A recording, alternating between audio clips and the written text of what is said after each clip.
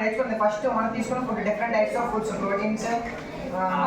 vitamins carbohydrates fats vitamins and minerals రెండు తీసుకుంటే first carbohydrates అయితే మౌత్ నుంచి డైజెస్ట్ అవుతుంది నేర్చుకున్న ఆల్రెడీగా saliva enzyme different type of food items different type of ఎంజైమ్స్తో కలిపి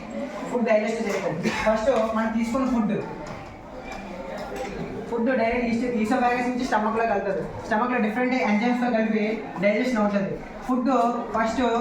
దాన్ని గ్లూకోజ్ మారుతుంది ఫుడ్ కన్వర్ట్ ఇంటూ గ్లూకోజ్ అంటే ప్లాంట్స్లో అయితే స్టార్చ్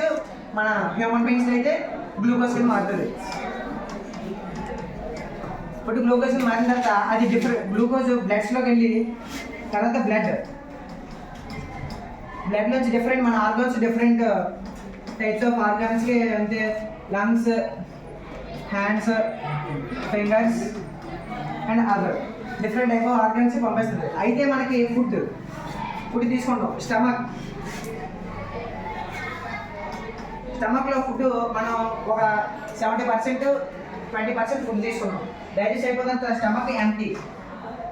ఎంటీ అయిపోతుంది లోపల ఫుడ్ ఉండదు మనకి వెంటనే హంగ్రీ ఫీలింగ్ వస్తుంది అది ఫస్ట్ స్టమక్లో ఉండే అవుటర్ మోస్ట్ లేయర్ అంటే పైన పొర ఉంటుంది స్టమక్ పైన అందులో వాళ్ళలోనే ఉండే సెల్స్లో గ్రెలిన్ అనే హార్మోన్ ఇంపార్టెంట్ హార్మోన్ గ్రెలిన్ అనే హార్మోన్